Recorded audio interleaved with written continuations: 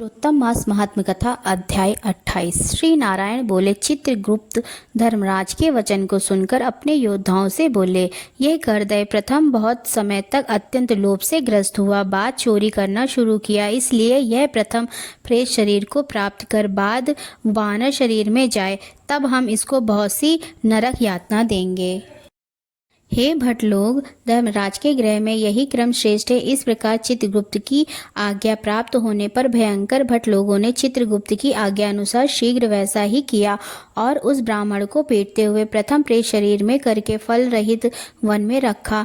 वह ब्राह्मण प्रेत योनि को प्राप्त कर उस निर्जन गहन वन में क्षुधा तृषा से अत्यंत व्याकुल होकर भ्रमण करने लगा। प्रेत योनि में होने वाले दुख को भोग कर बाद फलों के चोरी करने से होने वाली बानर योनि को गया।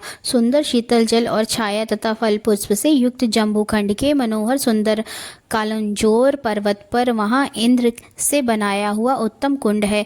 मानसरोवर के समान पवित्र सत्पुरुषों से सेवित, पापों का नाश करने वाला, देवताओं को भी दुर्लभ मृग तीर्थ नाम से प्रसिद्ध था, जिसमें श्राद्ध करने से पितर लोग सदगति को चले जाते हैं। वहाँ पर देवता लोग दैत्यों के भय से मृग होकर निरंतर निर्भय स्नान करने लगे, इसलिए विद्वान लोग उस कुंड को मृग तीर्थ कहते हैं।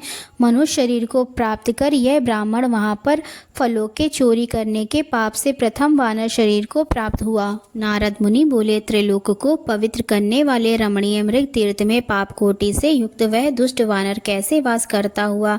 हे नाथ, हे तपोधन, मेरे मन के संदेह को काटो, क्योंकि आपके समान गुरुजनों का अपने शिष्यों के विषय में कभी भी गोप्य नहीं होता है। सूत जी बोले, हे विप्र लोग, इस प्रकार नारद मुनि से प्रेरित होने पर अत्यंत प्रसन्न तपोनिधि नारायण भगवान नारद मुनि का सत्कार करते हुए बोले। श्री नारायण बोले, कोई चित्रकुंडल नाम का महान वैश्य था। पतिव्रत धर्म में परायणा तारका नाम की उस वैश्य की स्त्री थी। उन दोनों ने भक्ति से पवित्र श्री पुरुषोत्तम मास का व्रत किया। जब श्री पुरुषोत्तम मास का व्रत करते उस दोनों का श्री पुरुषोत्तम मास बीत गया। अंतिम वाले दिन के आने पर स्त्री के साथ हर्ष से युक्त श्रद्धापूर्वक चित्रकुंडल ने उद्यापन किया। पुरुषोत्तम मास के उद्यापन विधि करने के लिए वेद और वेदांग को जानने वाले गुणी स्त्री सहित ब्राह्मणों को बुलाया। हे नारद, वहां पर धन के लोभ से करदय भी आया। उद्यापन विधि के पूर्ण होने पर चित्रकुंडल ने बहुत बड़े दानों से उन सपत्नीक ब्राह्मणों को प्रसन्न किया। उन समस्त ब्राह्मणों के प्रसन्न होने पर भूयसी दक्षिणा को दिया। उस दी हुई भूयसी दक्षिणा से प्रसन्न अन्य सब ब्राह्मण गृह को गए, परंतु अत्यंत लोभी करदय उस वैश्य चित्रकुंडल के सामने रोता हुआ खड़ा हो गया और विनय से नम्र होकर गदगद वाणी से बोला, हे चित्रकुंडल, हे वैश्येज, हे भगवत भक्ति के सूर्य, आपने पुरुषोत्तम मास का व्रत विधि से अच्छी तरह किया। इस तरह पृथ्वी तल में कहीं पर भी किसी ने नहीं किया। आप कृतार्थ हो, सर्वथा भाग्यवान हो जो तुमने परम भक्ति से पुरुषोत्तम भगवान का सेवन किया। तुम्हारे पिता धन्य है और तुम्हारी पतिव्रता माता धन्य है, जिन दोनों ने तुम्हारे समान हरि वल्लभ पुत्र को पैदा किया। यह पुरुषोत्तम मास धन्य से भी धन्य है, जिसके सेवन से मनुष्य इस लोक के और परलोक के फल को प्राप्त करता है। हे विशाम्पते, तुम्हारी इस पूजा को देखकर मैं चकित हो गया। अहो, तुमने बहुत बड़ा काम किया, इसमें संदेह नहीं है। हर्ष से दूसरे ब्राह्मणों को भी बहुत सा धन दिया है। हे भूरिद, भाग्यहीन, मेरे लिए क्यों नहीं देते हो? इस प्रकार करदय के कहने पर चित्रकुंडल वैश्य ने करदय को धन दिया। करदय ने धन को लेकर प्रसन्नता से उसको जमीन में गाड़ दिया।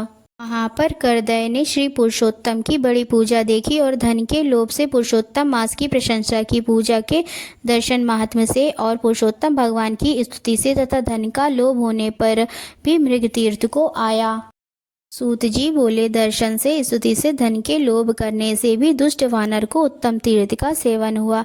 हे द्विज लोग, श्रद्धा से आदर पूर्वक पुरुषोत्तम देव के दर्शन और स्तुति में तत्पर सपत्नी के पुण्य का क्या कहना है? नारद मुनि बोले, हे ब्राह्मण, सुंदर वृक्षों से शोभित सुंदर शीतल जल वाले मनोहर घनी छाया वाले वन में उसके रहने का कारण क्या है, सो आप कहिए। श्री नारायण बोले, हे नारद, हे अनग, तुम सुनो। सुनने की इच्छा करने वाले तुमको मैं कहूँगा।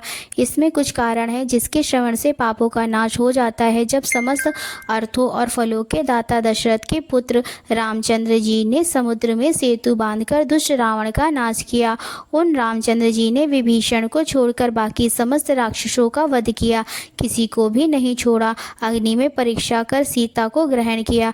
ब्रह्मा, शंकर, इंद्र आदि देवता रावण के वध से प्रसन्न होकर बोले कि हे राम, तुम वर को मांगो। ऐसा कहने पर भक्तों को अभय करने वाले रामचंद्र जी बोले, हे देवता लोग, यदि इस समय वरदान देना ही चाहते हैं तो सुनो। यहाँ पर राक्षसों से सूर वानर मारे गए हैं, उनको हमारी आज्ञा से अमृत वृष्टि कर शीघ्र जिला दो तथास्तु। यह कहकर ब्रह्मा, शंकर, इंद्र आदि देवताओं ने अमृत की वृष्टि करके वानरों को जिला दिया। तदंतर से वे जयशाली समस्त वानर जीवित हो गए और चिरकाल तक शयन कर उठे हुए के समान देखने में आए। रामचंद्र चारों तरफ बैठे हुए समस्त वानरों के साथ पुष्पक विमान पर सवार होकर प्रसन्न मुख कमल वाले सपत्नीक रामचंद्र बोले। श्री रामचंद्र जी बोले, हे सुग्रीव, हे हनुमान, हे तारात्मज, हे जाम्बान, वानरों के साथ आप लोगों ने मित्र का समस्त कार्य किया। आप लोग उस वानर को आज्ञा दो जिसमें यहाँ से आप लोगों की आज्ञा पाकर वानर अपनी अपनी इच्छा अनुसार जंगलों में जाएं।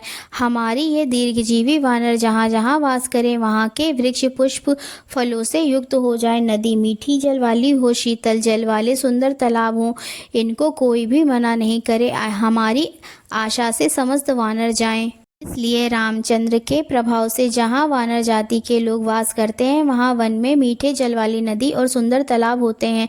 पुष्प पत्र से युक्त सुंदर फल वाले बहुत से वृक्ष हैं, परंतु अदृष्ट से होने वाले पूर्व जन्म के सुख दुख जहाँ जहाँ प्राणी निवास करता है, वहाँ वहाँ अवश्य जाते हैं, क्योंकि बिना भोगे कर्म का नाश नहीं है, ऐसी वेद की आज्ञा है। श्री नारायण बोले, फिर वहाँ पर यह लालची वानर पर्वत के समान बढ़ता हुआ भूख प्यास से युक्त पीड़ित वन में विचरण करने लगा। उसके मुख में पित्त के प्रकोप से पीड़ा उत्पन्न हुई, जो उसका जन्म का रोग था, जिस पीड़ा से मुख के घावों से दिन रात रुधिर बहा करता है। अत्यंत पीड़ा के कारण कुछ भी भोजन नहीं कर सकता था, और वह वानर चंचलतावश वृक्षों में से उत्तम फलों को तोड़कर मुख के पास ले जाकर बहुत से फलों को जमीन में गिरा दिया करता था। वहाँ वानर पीड़ा के कारण कहीं भी एक स्थान पर बैठने में असमर्थ था। एक वृक्ष से दूसरे वृक्ष पर जाता हुआ मृत्यु को सुख देने वाला मानने लगा। किसी समय पृथ्वी पर गिरा पड़ा और अत्यंत दुखित हो विलाप करने लगा। शरीर के टूट जाने से जलहीन मछली के समान तड़फड़ाता हुआ रोदन करने लगा। शिथिल शरीर वाला गलित मुख वाला वह वानर भूख प्यास से पीड़ित हो गया। उसके समस्त दांत मुख रोग से पीड़ित होकर गिर गए। पूर्व जन्म के कृत पाप से इस तरह दुख को प्राप्त हुआ। इस प्रकार नित्य प्रति निराहार रहते हुए वानर को देव योग से श्री पुरुषोत्तम मास आया। उस पुरुषोत्तम मास में भी उसी प्रकार शीतवात आदि से पीड़ित रहा। किसी समय बहुत पश्चिमी गहन वन में विचरण करता हुआ प्यासा वानर कुंड के पास पहुंचने पर भी जलपान करने को समर्थ नहीं हुआ। भूख से युक्त भी चपलता से वहां ऊंचे वृक्ष के ऊपर चढ़ गया। एक वृक्ष से दूसरे वृक्ष पर जाते हुए उसके बीच में एक कुंड आ गया। बहुत दिनों से निराहार, शिथिल इंद्रिय और जर्जर शरीर वाला, निर्बल शिथिल प्राण वाला कुंड के तट में भाग में आया। इस प्रकार 10वीं तिथि से 4 दिन तक वानर को श्री पुरुषोत्तम मास में उस कुंड में लोटपोट करते बीत गए। 5वें दिन के आने पर मध्याह्न काल में उस तीर्थ में जल से भीगा शरीर वाला वानर प्राण से रहित होकर गिर गया और उस देह को त्याग कर पापों से रहित होकर तत्काल दिव्य आभूषणों से भूषित दिव्य देह को प्राप्त किया, जो कि नील कमल के दल के समान श्याम वर्ण, करोड़ों कामदेव के समान सुंदर चमकते हुए रत्नों से जड़ित, किरीटधारी, सुंदर शोभायमान, मत्स्य कुंडल वाला, शोभायमान पवित्र पीतवस्त्रधारी, कमर में रत्नों से जड़ित मेखला वाला, शोभायमान बाजूबंद, कंकड़, अंगूठी, हार से शोभित, नीलवर्ण के टेढ़े चिकने बालों से आवृत सुंदर मुख था। उसी समय शीघ्र वहाँ वैष्णवों से युक्त विमान आया, जिसमें भेरी, मृदंग, पटह, वेणु, वीणा का महान शब्द हो रहा था और देवांगनाओं का नाच हो रहा है। गंधर्व किन्नर के सुंदर गान हो रहे हैं। ऐसे उस विमान को महाभाग दिव्य देहधारी वानर देखकर अत्यंत विस्मय को प्राप्त हो कहने लगा कि पातकी, मेरे को यह सुख कैसे हुआ? यह विमान सुख बड़े पुण्यात्मा को ही होना उचित है। इसके बाद कोई देवांगना उसके ऊपर चंद्रमा के समान श्वेत छत्र को धारण करती हुई, कोई तो अप्सराएं हर्ष से उसको दोनों तरफ चामर को डुला रही हैं, कोई पान हाथ में लिए खड़ी है और उसके सामने अप्सराएं नाच रही हैं, कोई गंगा जल से भरी हुई झारी को लिए खड़ी है, कोई उसके सामने खड़ी गाने बजाने में तत्पर है। इस प्रकार उस वैभव को देखकर चित्र में बने हुए में समान निश्चल हो गया।